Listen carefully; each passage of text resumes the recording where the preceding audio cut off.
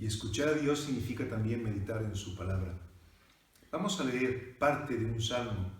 Hoy corresponde que entremos en el Salmo 106. Solamente voy a leer unos versículos. Y van a ser los 5 primeros y los últimos. Este es un salmo para mayores de 18 años, os digo, porque es un salmo que lleva cosas muy fuertes, no es para niños, luego os comento. Pero empieza diciendo así: Aleluya. Alabad al Señor porque Él es bueno, porque para siempre es su misericordia. ¿Quién expresará las poderosas obras de Dios? ¿Quién contará sus alabanzas? Dichosos los que guardan juicio, los que hacen justicia en todo tiempo. Acuérdate de mí, oh Señor, según tu benevolencia para con tu pueblo, para que yo vea el bien de tus escogidos, para que me goce la alegría de tu nación y me gloríe con tu heredad. Y los últimos 2 versículos dice: Sálvanos, Señor Dios nuestro, y recógenos de entre las naciones, para que alabemos tu santo nombre, para que nos gloriemos en tus alabanzas. Bendito el Señor Dios de Israel, desde la eternidad y hasta la eternidad. Y todo el pueblo diga amén, aleluya. Este salmo, como digo, es un salmo que está muy relacionado con el que vimos anteriormente, el Salmo 105.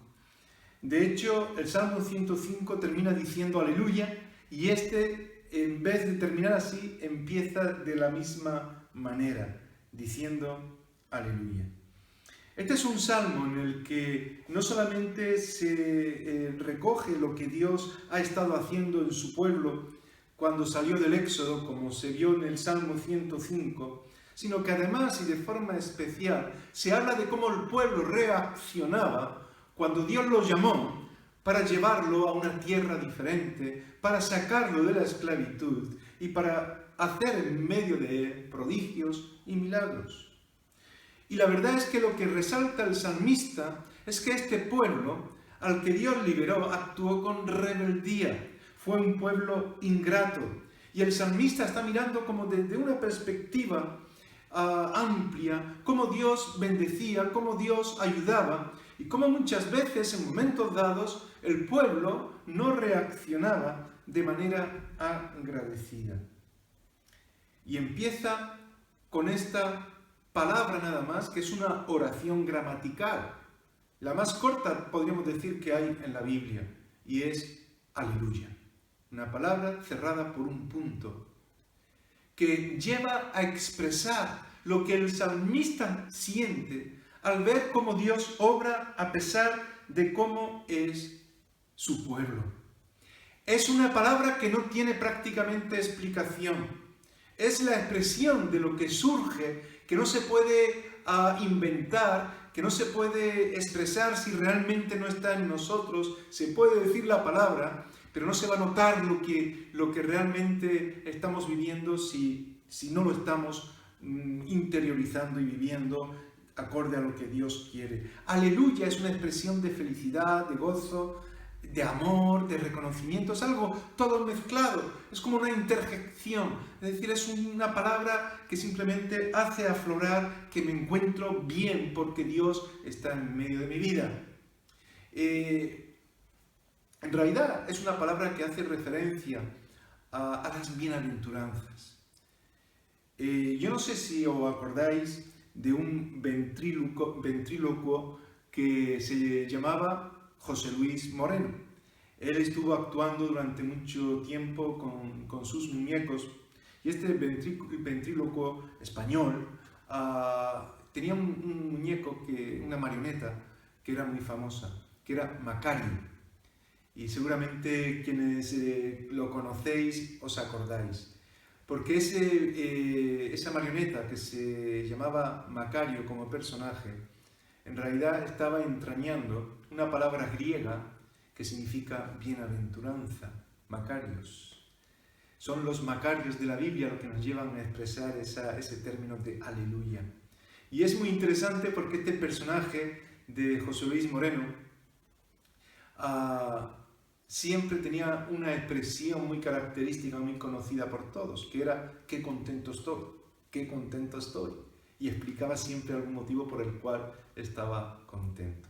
Bueno, pues decir aleluya viene a expresar nuestra alegría, nuestro gozo en lo que Dios está haciendo y por lo que Dios está haciendo en medio de nosotros, aunque no lo merezcamos. Cada cristiano deberíamos demostrar ese gozo y esa alegría con esa expresión de aleluya que muchas veces sin decirla también se tiene que notar, aunque no digamos la palabra, que también hay que decirla. Y el salmista reconoce que Dios es bueno, que Dios es misericordioso, y es lo que está explicando después de decir aleluya, que tenemos que alabarle porque es bueno y que es misericordioso. Pero cuando el salmista está diciendo esto de Dios, lo está diciendo de una forma que no se puede decir de nadie más, nada más que de Dios. Porque Dios es bueno en sentido perfecto. Y Dios es misericordioso como un atributo único incluso de Él mismo. Porque la misericordia es la conjugación del amor y de la justicia. Pero cuando es Dios quien conjuga el amor y la justicia, surge esa misericordia que tiene que ver con ayudar a aquel que no puede hacer lo justo, pero que Dios le ama. Y le ayuda de una manera que nadie más le puede ayudar. Y es en medio de todo eso que Dios recibe esa alabanza y esa expresión del salmista, aleluya, y que debería también de recibirla de todos nosotros. En aquel tiempo, los profetas y los sacerdotes tenían que animar al pueblo a ello. Pero hace una pregunta el salmista. ¿Quién es ahora quien expresará la bondad y la misericordia y los buenos hechos de Dios en medio de nosotros? Y hay una respuesta. Y dice, en los versículos siguientes, en el versículo 2 y 3, vemos que se está expresando todo esto. Se pregunta y la respuesta está ahí. Y dice, los que hacen justicia en todo tiempo. Los que hacen justicia en todo tiempo son los que pueden expresar ese aleluya, son los que pueden alabar a Dios de esa manera. Pero ¿cómo podemos hacer eso? ¿Dónde están esas personas? ¿Tú siempre haces lo justo para poder alabar a Dios? Porque dice el salmista que son esas personas, los que hacen en todo tiempo lo justo. ¿Tu bondad es de esa manera? La verdad es que no somos así.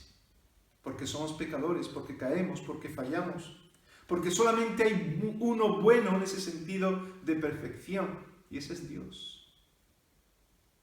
Pero la palabra nos enseña y nos dice que Jesús nos justifica, que si bien no hay justo ni aun uno, como dice Romanos 3:10, y que todos somos pecadores, Jesús vino a este mundo para salvarnos y justificarnos, traer justicia a nuestras vidas, obrar Él en medio de nosotros, rehacer aquello que nosotros muchas veces estropeamos. Justificados pues por la fe, tenemos paz para con Dios, por medio de nuestro Señor Jesucristo, por quien también tenemos entrada por la fe a esta gracia en la cual estamos firmes y nos gloriamos en la esperanza de la gloria de Dios. Mirad esta justificación, esta forma de vivir, que aún siendo pecadores podemos sentir cómo Dios nos perdona, con el propósito de crecer en Él y no volver a hacer lo mismo.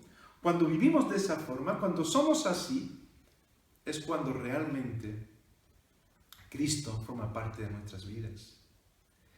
El salmista, en medio de todo esto, dice algo que yo creo que es muy importante. En el versículo 4 dice, Dios, visítanos con tu salvación. Dios, visítanos con tu salvación. Versículo 4.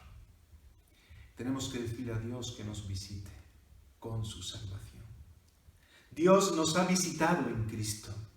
Jesús vino a este mundo para salvarnos. Vino con su salvación. Derramó su sangre por cada uno de nosotros para perdonarnos, para justificarnos. Mirad, Dios siempre está en el control. Y cuando ve los desajustes del mundo, Él viene a ayudarnos y a ajustar las cosas. En medio de la pandemia que hemos estado y estamos viviendo actualmente, Dios no se ha sorprendido. Nos hemos sorprendido nosotros que perdemos muchas veces el control de las cosas, pero Dios no lo pierde. Dios sabe lo que va a pasar cada día, cada momento, mañana, y sabe muy bien lo que pasó y lo que hay en nuestras vidas y cuáles son nuestros propósitos y nuestros pensamientos.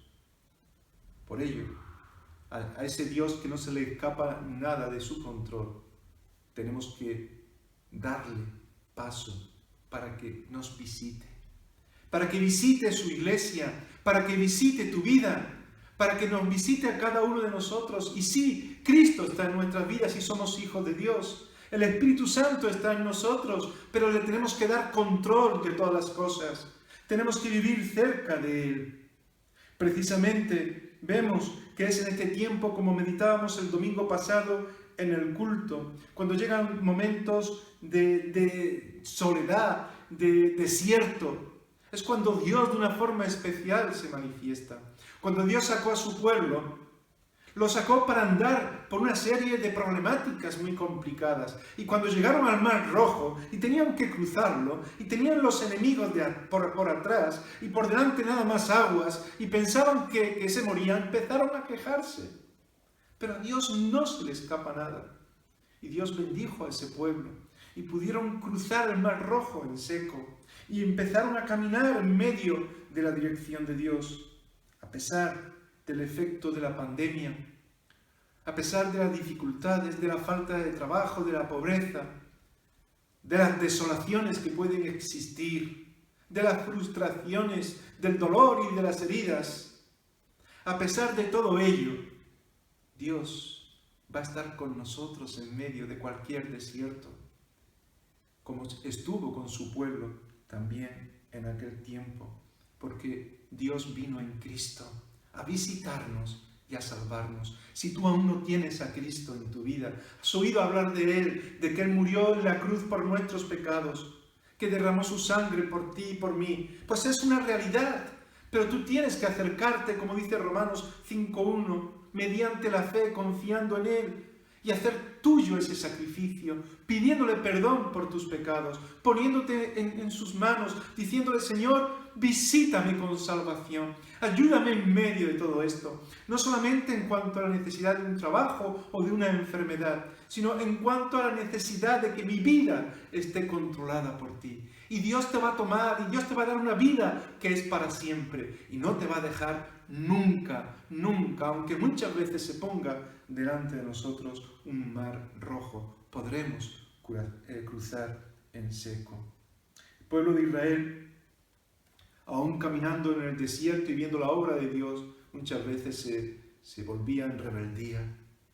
Se le olvidaba quién era el que salvaba.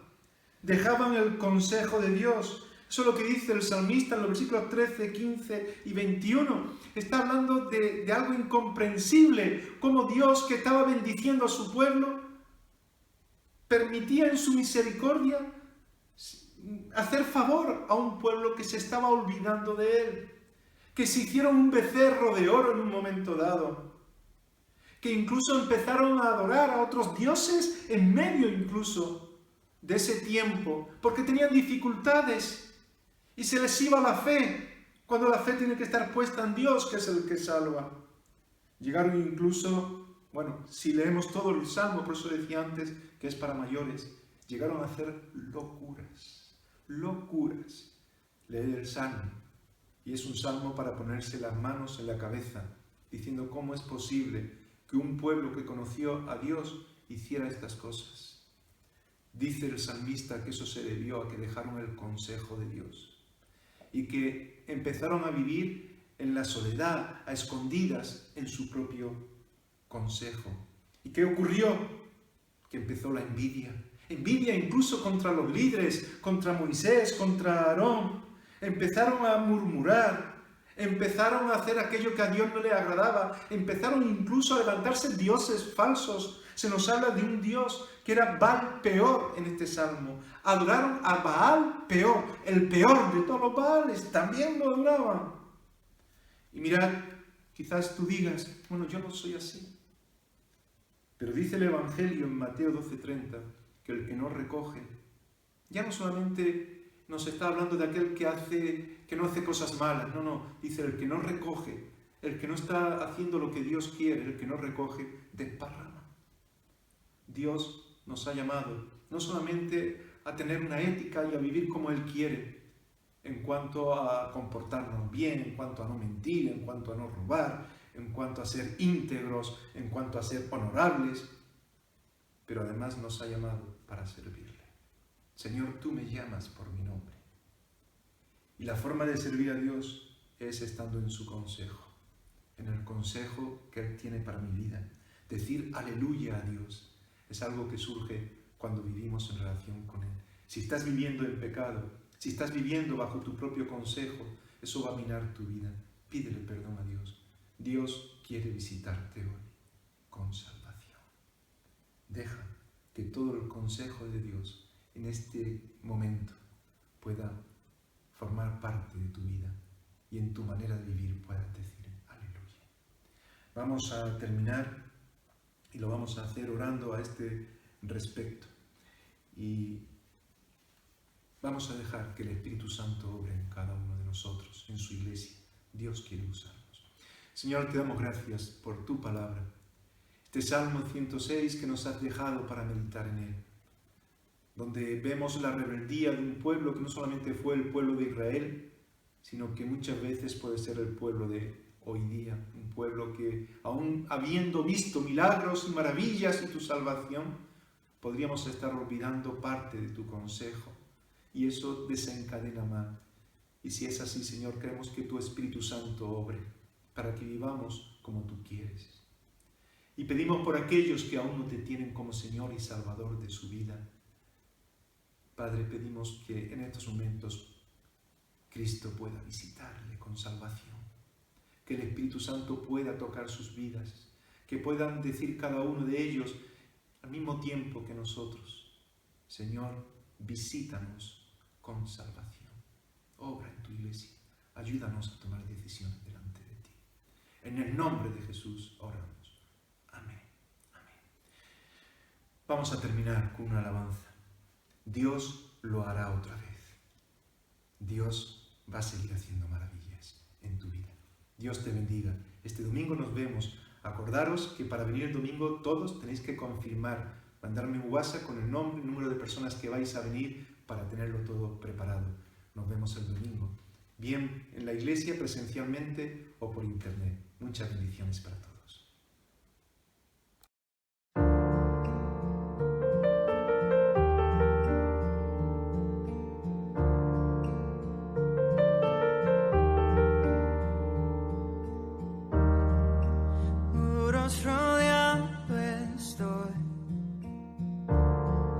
Sé que caerían hoy, mas nunca me has fallado, Dios.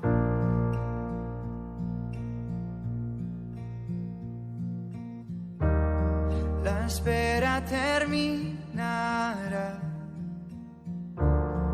Sé que has vencido ya.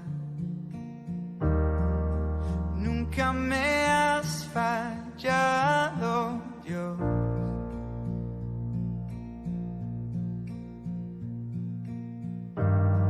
En ti confiaré, tu promesa sigue en pie, tú eres fiel.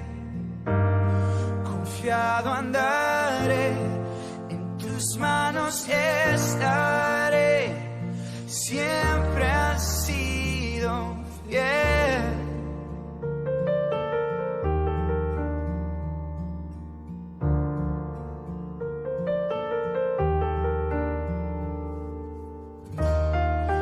La noche acabará, tu palabra se cumplirá,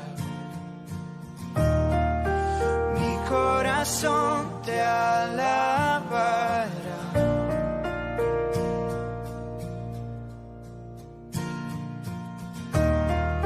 Cristo mi Salvador,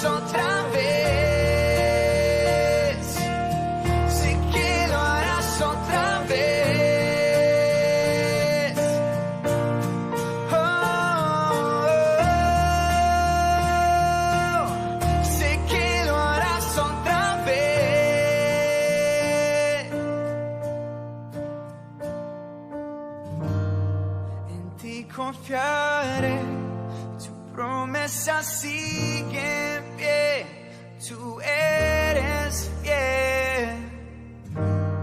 Confiado andaré, en tus manos estaré.